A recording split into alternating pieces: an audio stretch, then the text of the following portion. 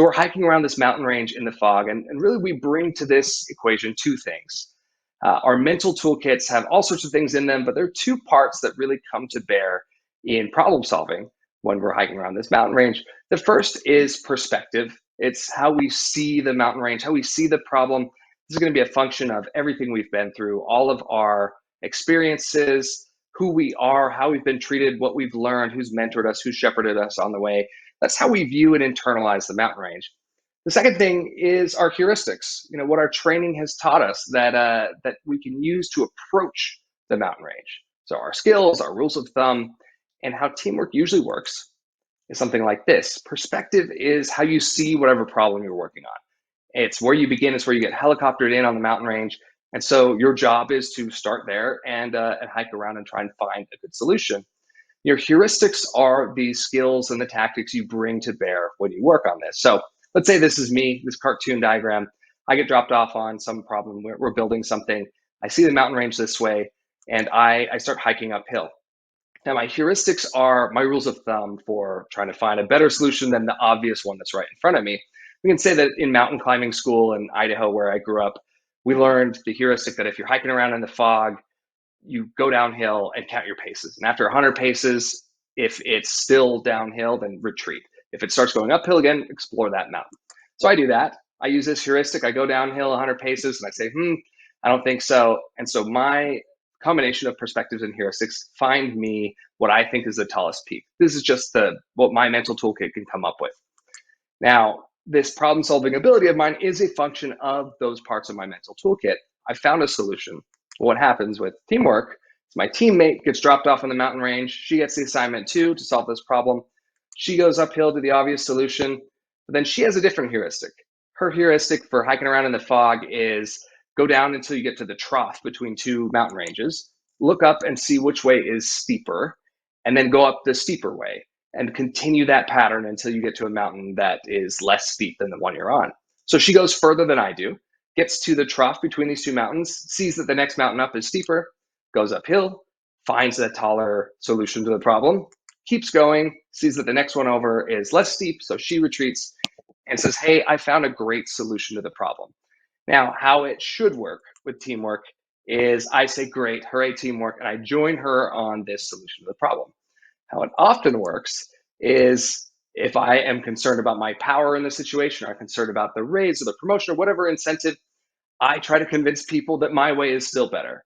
And this is where sort of toxic teams fall apart. But this is really, really human and often very subconscious, that we resist new solutions to problems because someone else came up with it. But in good teamwork, I join her there on this mountain peak. But little do we know there are better solutions out there, or the world changes, there's a pandemic, or there's new technology, and suddenly there are better peaks out there. But meanwhile, we're teaching everyone this way of seeing and solving the problem. We teach this best practice, and this actually is encouraged by our own individual incentives too. We get rewarded for teaching other people the way that we do things.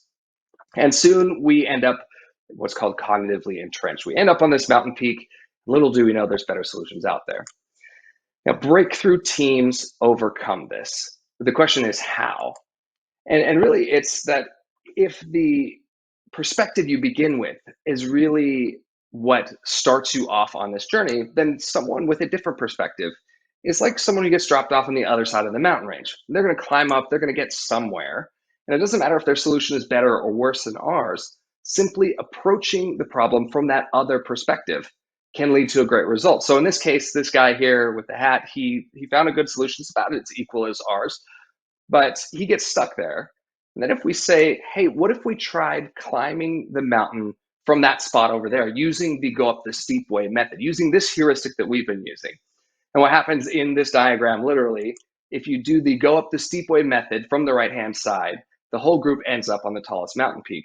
And really what this is it's a simplified version of the math of synergy, which is that a team can climb higher, can see further, can solve problems better than any individual if they combine enough perspectives and heuristics. No one of these cartoon people could have made it to the top on their own, but by combining their different mental toolkits, they could.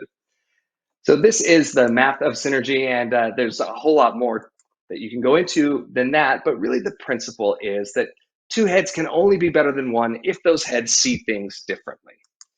It's sort of like if you are trying to make cake and you have 8 different types of flour. You're not going to get cake. You're going to get fancy flour.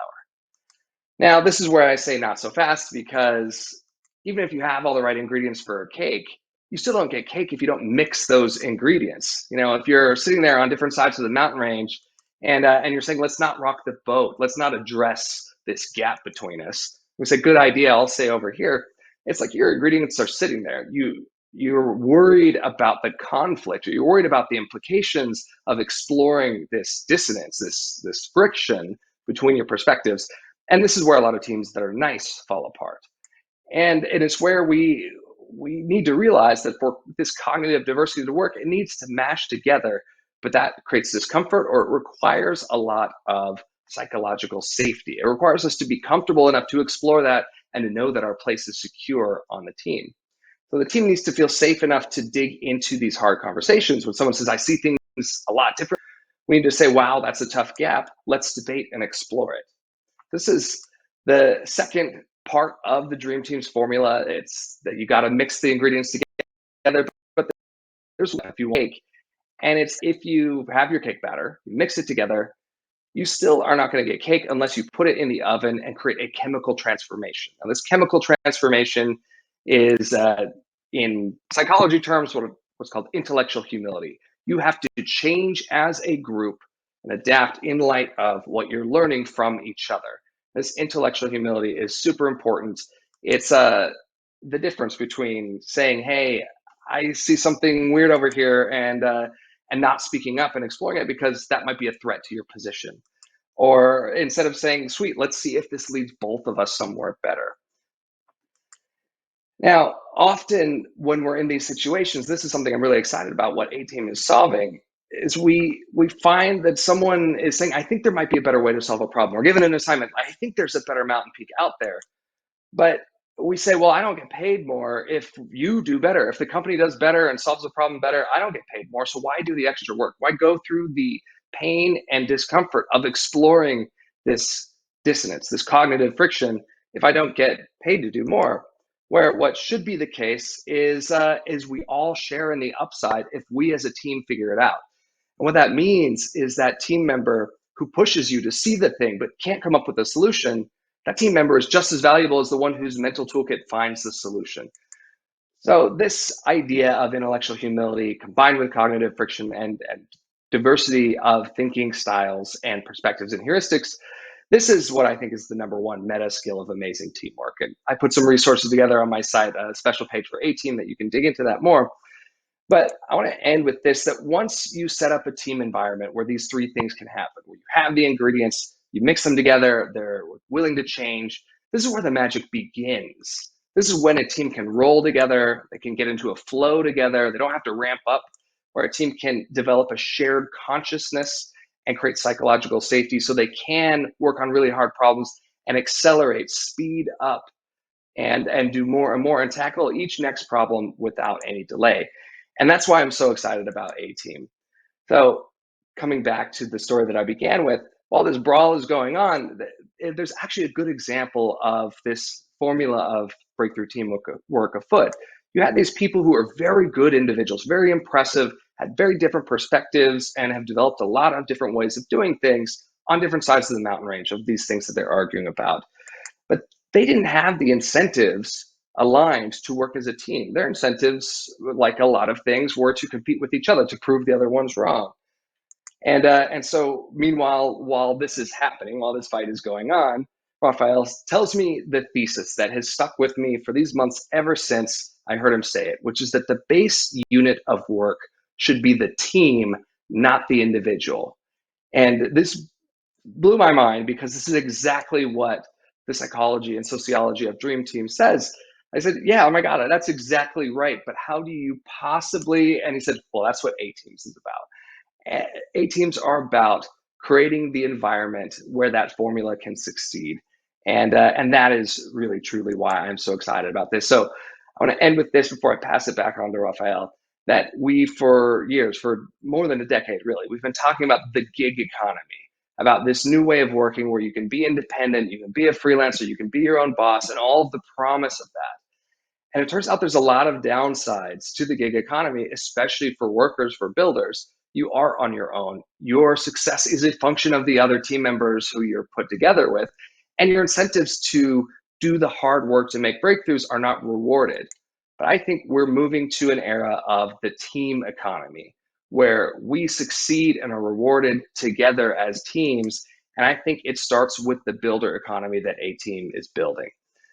So I'm so excited for the journey that all of A Team are on together. And I just wanted to say thank you for letting me share some of my ideas. And thank you for what you're building together. And with that, I want to bring it back to you, Raphael. Thanks, everybody. Shane, thank you so much for this. I love how you talk about the power of teams. And as we talk about building the next 60%, again, we're going to team up and show that power.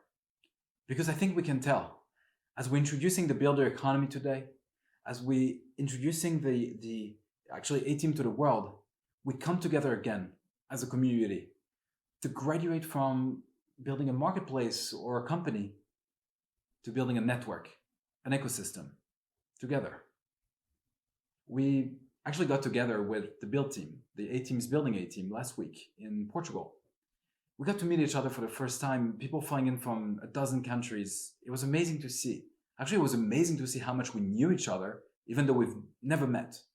And despite the diversity of people coming from so many different backgrounds and perspectives, shared this value that we share here today of empowering builders to build what's next. And I think we're ready, all of us, to talk about some of the things that we're not going to announce because we're just getting started on building them. We want to talk about it today because we want to build together and want to share with you the plans on how we think we can accomplish the vision that we came here to do. So, love to show you.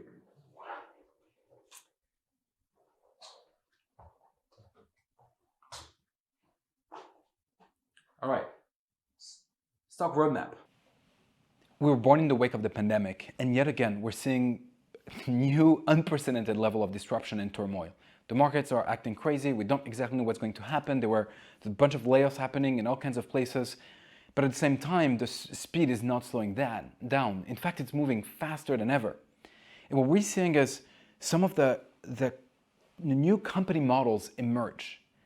We're so grateful to be working with hundreds of companies of all sizes, and we're seeing executives, leaders, founders experimenting with new models.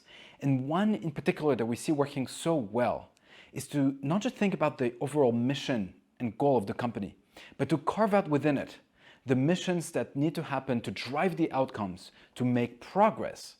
We used to be thinking in terms of headcount and department, but think how commoditizing that can be. When within your organization, actually, there are a bunch of initiatives that are strategic to you and so compelling for some of the best talent out there. Mission-driven work is something that we're helping through the software as we just launched Team Central, our version of AWS for Teams, to help translate the most strategic initiatives into the dream team specs. And we're continuously working on building out this feature set to make it that much easier to translate goal to the team structure required to make it happen. And then becomes the question, when you start thinking in terms of mission-based work, comes the question of what is the best team for the job? In fact, it's actually as simple as that. Once you know the initiatives you want to drive towards, do you have the right team for the job, yes or no? On our part, we're continuously improving the team graph. And now we're starting to see real amounts of data and connections in that data set that captures who works well with whom on what. And the team engine on top of it that has been built by one of our A teams is getting better. And that means that it's getting better at forming the initial team, but also at scaling it as the need and momentum grows.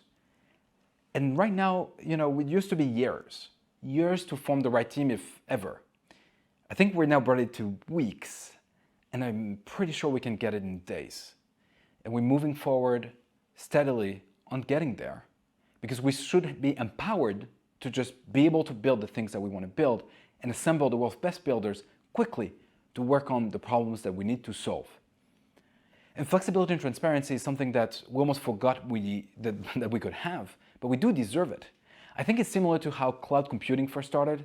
Do you remember those days where it was a little bit scary almost and new, so new to have to relinquish the servers you had in your basement and have servers somewhere in that cloud? Well, what quickly happened is that people started using it. They realized, oh, I can do all these things I couldn't do before. I think the same thing's happening with cloud-based teams. Furthermore, we saw that the tooling that started to emerge on top of cloud computing is providing more instrumentation, visibility, transparency, and efficiency to the whole thing. I think the same thing is happening on cloud-based teams. And when you think of the A teams that are being deployed and are being assembled every single day, it's not just the A team that's actually working on the challenge at hand. They're actually spearheading a whole network, a network that can provide intelligence, backing and support, and a network that keeps on growing. It's incredible to see that we're now 4,000 people in the immediate work class category of the network, and it's a lot of you here, and thank you so much for being here and for jumping on that journey with us. As cloud-based teams were started, we saw that value proposition just clicked, and it started clicking more and more following those waves of great resignation, great reconsideration, and the changes that are happening in the market. And the more turmoil happens, the faster we need to move, but the more people realize it is time for us to be self-reliant and to form new structures to build things. Our mission and our vision sounds big. Sometimes it feels incredibly big, but ultimately it is our promise to execute on 5 pillars to enable builders to do the best work of their career. Doing the best work of your career may not be anymore just sitting comfortably at one of the tech giants and doing whatever you're told to do. And I think people start to realize that. You know, there's something that people do not talk about. Do you remember what happened? I think it was May 2020, actually exactly 2 years ago, when everything was just so uncertain. Companies, of course, had to realize that assets became liability, and a lot of people got laid off. And quickly, as we realized that, okay, maybe the world was not actually ending, we said, okay, please come back.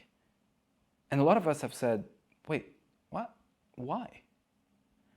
Perhaps doing the best work of your career is giving the ability to choose the work that truly matters to you, and to choose the people that you want to work with, so you can work with the people that you really enjoy working with, or discover new people that you could be working with that provide what a team can provide best, which is the social support, the professional support, calibrating your aspirations, and so much more. In fact, we experience our team perhaps even more than we experience the company that we're in.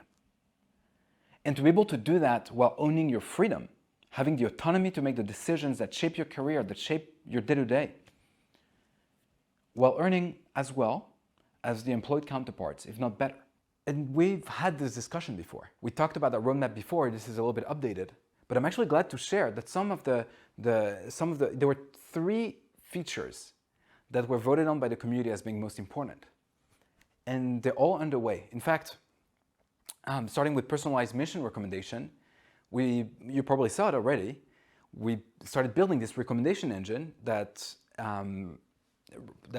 highlights the work and missions that the system believes will be ideal for you and the people you want to work with. So we started doing that, and it learns with every interactions, because you can train that recommendation engine to say, hey, I'm more interested in that, less interested in that, almost as like your AI-based agent. Then we talked about guaranteed on-time payments, right? Because it's more and more of the world are working through independent work, and yet we're relegated in the finance department as vendors. So the way you pay vendors is typically late. So we started building the first stages of the beta of guaranteed on-time payments to get you paid on time once you reach a certain status, and the number of hours you work through the network. And the third one was this last piece right there.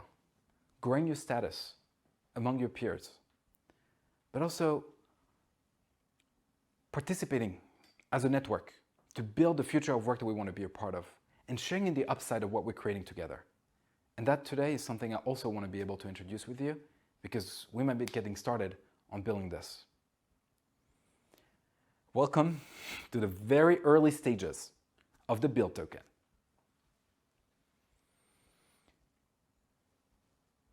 For many decades, we've studied and thought deeply about how to incentivize employees within the virtual or logical or physical four walls of a company. But the question then becomes, how do you do so at the scale of a network that is distributed, global, despite being curated? You know, when you look at the biggest companies that have changed the game for even our day-to-day life over the past few decades, many of them, most of them in fact, are marketplaces. And the dynamics of marketplaces, at least so far, have been that the founding teams, maybe the first core company employees, have benefited from the value, but the ones actually providing the service have been somewhat casted aside.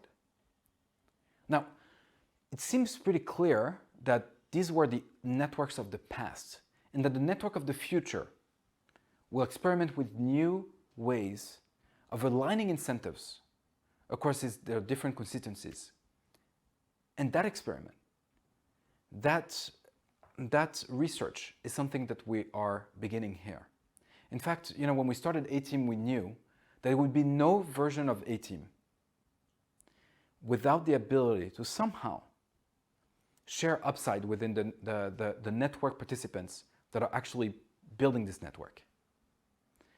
When you think about this, this is exactly what going from marketplace to ecosystem looks like, where we're not just saying, hey, there's demand meets supply with some processing in between.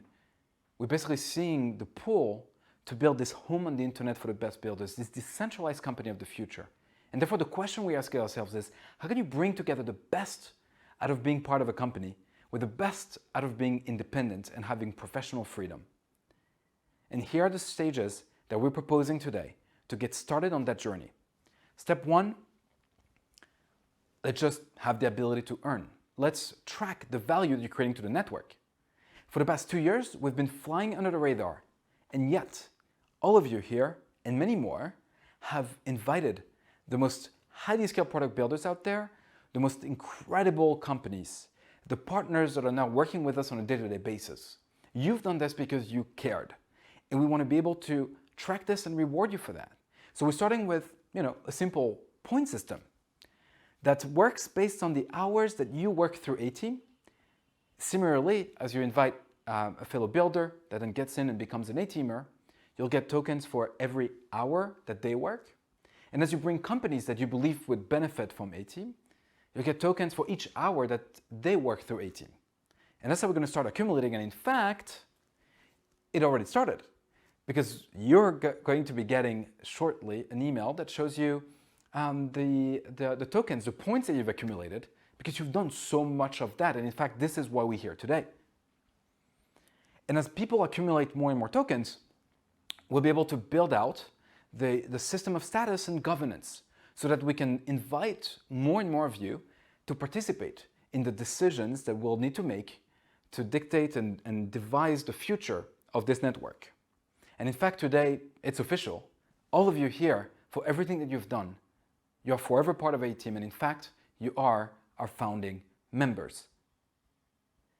Now, once we get there, we move forward. And of course, we'll have all of these points. Now, what do we do with these points? What we want to get to is to have the ability to redeem, if you choose, these points for all kinds of things.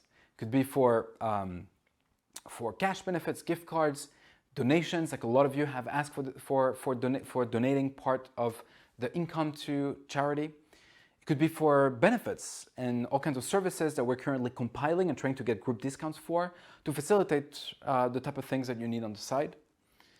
Could be for some of the epic swags that we started working on, like the limited edition A-Team sneakers,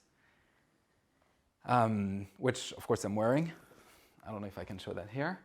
But we're going to be building this out together.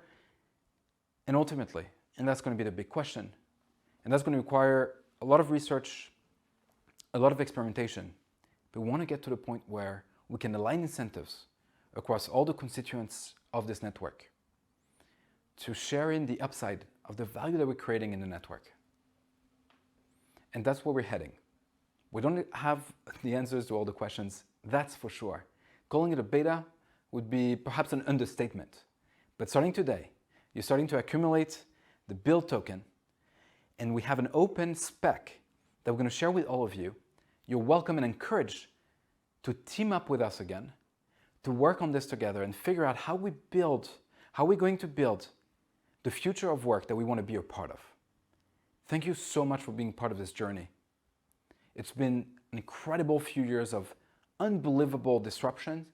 It feels like every day is getting weirder than the day before, but we're here together, standing strong because it is time to move fast and build things. Thank you so much. Congratulations to all of you. This is what you've created. So we'll open the chat for questions. Please feel free to ask anything you'd like, but it's not just for right now. As you know, we're here to serve all of you. And we want to hear from you. Take a look at the open spec, share with us feedback and ideas. If you have different priorities that you would like to see in the roadmap, we're here to do it. So let's talk about it. This is the beginning of many community conversations. Thank you for your time today. I'm excited for what's ahead.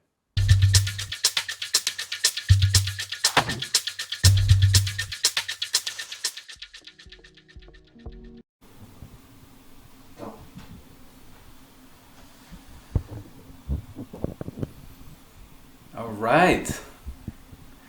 Well, this is a little bit more than my typical Zoom setup, so apologies for the small issues getting in, and thank you for waiting a few minutes to get us started early on. This is really just our first time, so I'm excited to see what the future community conversations like this are going to happen. So I'm going to read a few of the questions. So we had a couple coming in, and thank you for that. So yeah, one question in particular was about A-Team's projects versus mission. And I completely understand that can be something that's a little, that brings the question of why do we keep talking about those missions and what does it exactly mean? And really what it means is, what we find right now is that the ability to bring on those cloud-based teams to empower organizations is not something that you do just to kind of tackle a side issue, and when you're done with it, that's it. In fact, we find that the workforce is changing. The difference between inside and out is evolving. Companies over time actually look more and more like networks than four-walled organization. And what we see, and that's very interesting to see, to notice that emerge, is that you basically have the ability to grow and look at the question of what team do I need for the job versus thinking, okay, what are the roles that I have open? I have to fill that role, and that's about it. It has to be FTEs and so forth. Having that flexibility, having the ability to essentially use what cloud computing was for us, bringing us, all of us online in new ways, to use that for human capital is transformative. One of the best things I've heard when we were starting A-Team was from a friend and angel investor, Ross Mason, the founder of MuleSoft. And he said, when you're going to get started with A-Team, people are not going to necessarily understand what cloud-based teams are. But then as they do, they're going to surprise you with the way that they're using those cloud-based teams. And that's exactly what's happening. I think we're seeing now some amazing examples, and we try to feature some of these examples with incredible leaders and founders and so forth that are bringing on A-Team, like C-level SWAT team, to prototype ideas before they even make it to the roadmap. There's a big law firm that is using an A-Team to actually as like a red team, which is competing with themselves using as if the business was built today in a way that is digitally native. I would have never thought of that. You have companies that are using A-Teams to pilot what the future version of the products may look like, and suddenly they can have Figma squads with 4 or 5 designers and product managers and kind of diverse people that are using some of the techniques actually that Shane talked about earlier to bring all the new ingredients into the mix and to see what comes out.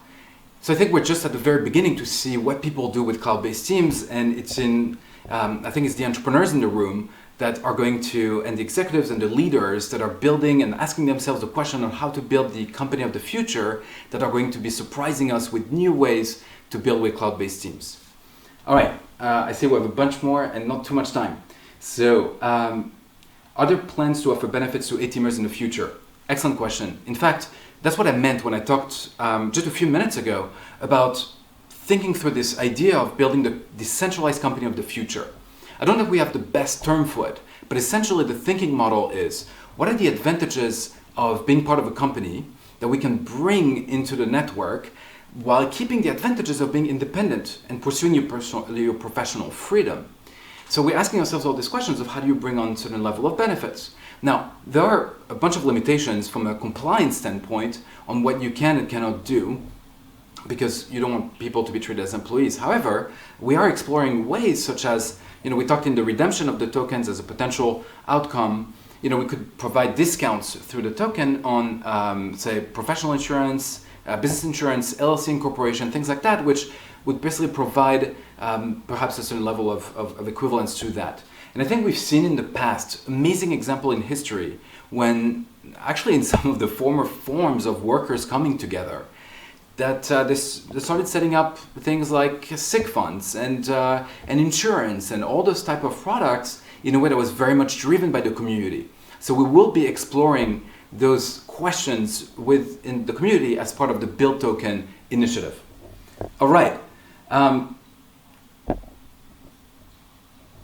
Okay, I like this question. What are some of the big, crazy, audacious ideas you have for A-Team you think could realistically exist 5-10 years from now? I love that we think that there's nothing crazy here. I really appreciate that. It's hard for me to think 5 and 10 years from now, but I know that our aspiration is to get to the point where we bring that network to be this platform, this accelerator for building things that matter, for innovation across so many different areas. In fact, even as of last month, we had A-Teamers coming to us and pitching us the idea of building an A-Team Academy to be able to train the people that don't quite make it into the qualification of the world-class builders that are vetted into the network. So that's an incredible idea. There's another idea that's actually in the works that we'll share in the next conversation. So I'll keep this one under wraps just for now, but you can ask me about it offline. And there are many more of those crazy ideas. In a way, the thing I love most about how we're building A-Team and this experience, this journey that we have is ideas that today sound crazy. I find that a few months later, you're like, oh, that actually makes so much sense. Let's do this now. It feels natural to do it now.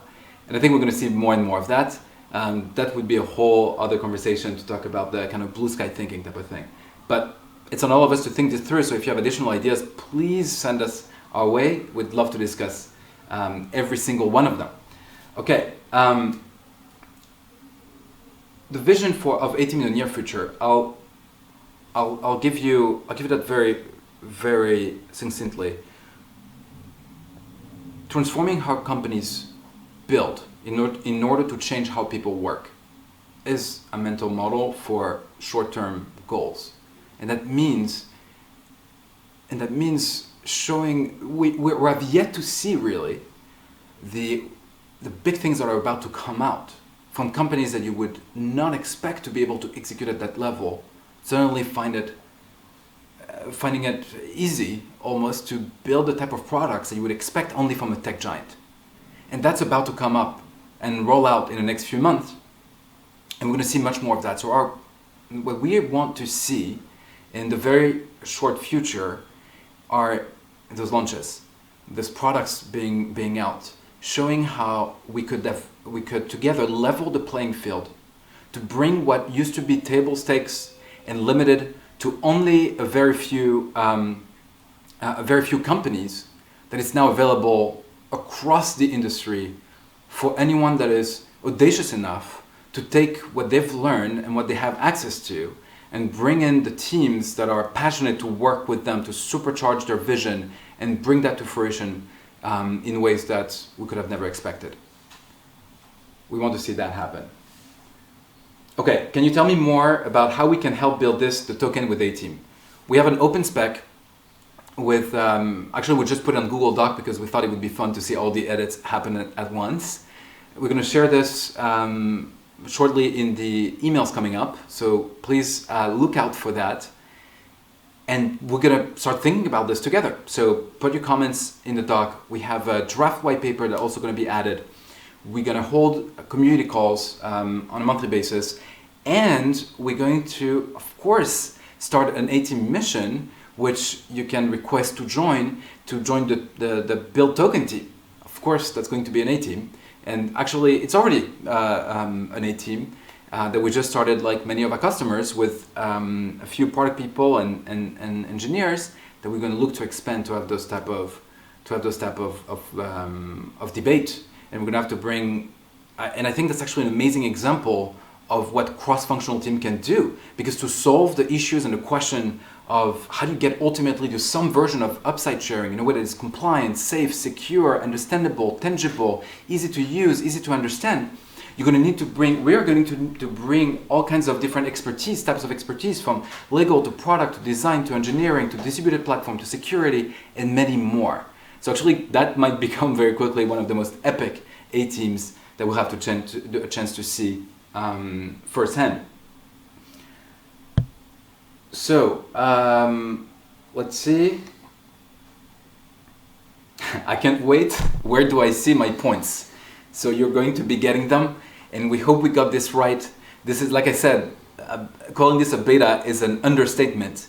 But the different A-Teams that have been working on this have been working extremely hard. Even though I mentioned we had that summit in Portugal last week, I think a lot of them had to skip dinners and parties and all of that just to be able to code through the night and make that happen. So you're going to get an email, I believe it's today, actually it should be in an hour or so, if I'm not mistaken, where you're going to get this email with the airdrop essentially showing you the dashboard of exactly how much value you've created for A-Team by working through the network, bringing on A-Teamers, bringing on companies, and so forth. So you're going to see this today. Obviously, let us know if anything there is missing, if there are any questions. This is just the beginning. With this and in general, and I think here we can wrap up for now, this is just the very, very beginning. Maybe I was even generous to call this the 40% of the V1, but I could not be more excited for the momentum that together we've been able to generate and to bring together.